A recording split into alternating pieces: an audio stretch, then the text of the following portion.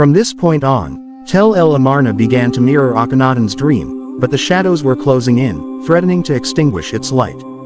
The Amarna revolution was leaving its mark, yet this brilliance cast long, dangerous shadows that would demand a heavy price, one for which Akhenaten was wholly unprepared. Years after the founding of Tel El Amarna, the whispers that had once been mere rumors in Thebes began to take shape. The people who had moved to the new city started to feel isolated. Markets that once overflowed with life slowly fell silent. Along Egypt's distant borders, once safeguarded by the armies of Amenhotep III, stability began to crumble. Akhenaten was weakening. Consumed by his devotion to Aten, he remained blind to a harsher truth. Egypt itself was beginning to fracture under the weight of his revolution. Within the palace at Tel El Amarna, Akhenaten sat with Nefertiti, speaking of the city, the inscriptions that adorned its walls, and the hymns that glorified Aten. Yet Nefertiti saw what Akhenaten could not. She heard the complaints of merchants whose livelihoods had vanished, of laborers crushed by exhaustion, and of nobles whose loyalty was slowly eroding. She understood that Akhenaten's radiant dream came at a cost. She tried to warn him, but Akhenaten believed that Aten would protect them all. Then, one night, a message arrived at the palace from a distant provincial governor.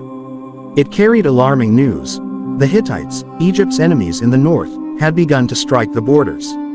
The army, long dependent on the pharaoh's support, was running dangerously low on resources. Preoccupied with building temples to Aten, Akhenaten had failed to send reinforcements.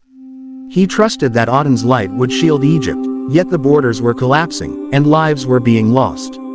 In Thebes, the priests of Amen seized upon the growing unrest. Meeting in secret, they stirred the nobles and planted fear in the hearts of the people.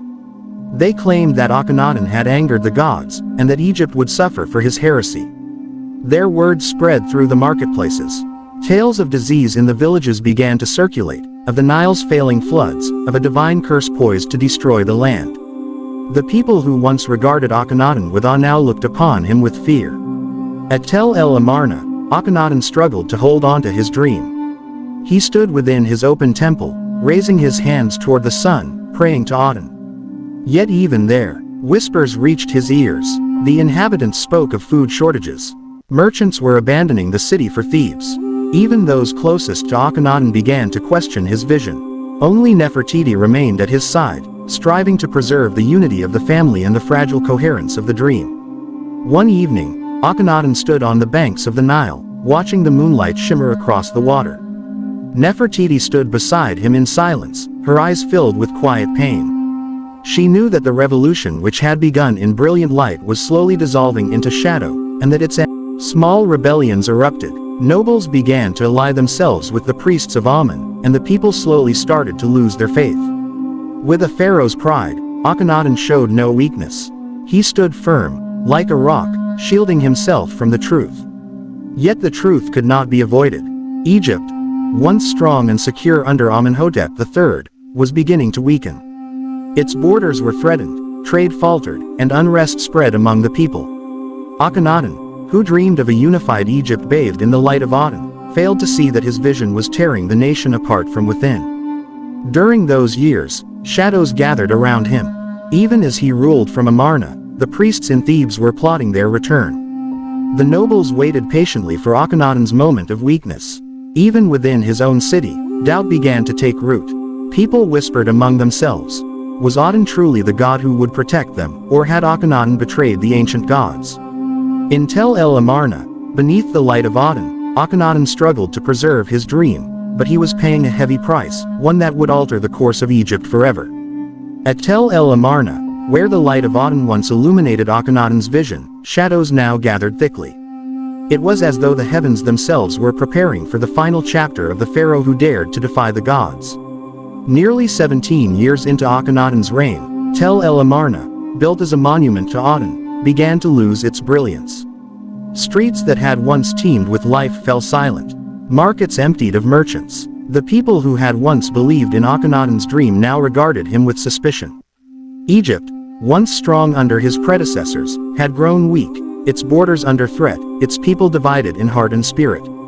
Within his palace at Tel El Amarna, Akhenaten often sat alone, gazing at the Nile through his window.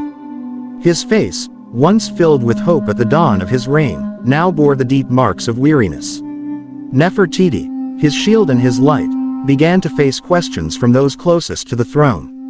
News reached the palace of rebellions in distant provinces, of Hittite attacks along the borders, and of the priests of Amun regrouping in Thebes. Despite his unwavering faith, Akhenaten could feel the weight of reality pressing upon him. One night, Akhenaten stood within the open temple of Aten beneath a sky filled with stars. He raised his hands in prayer, but his voice was weaker than it had once been. He asked Aten to light the path ahead, to protect Egypt.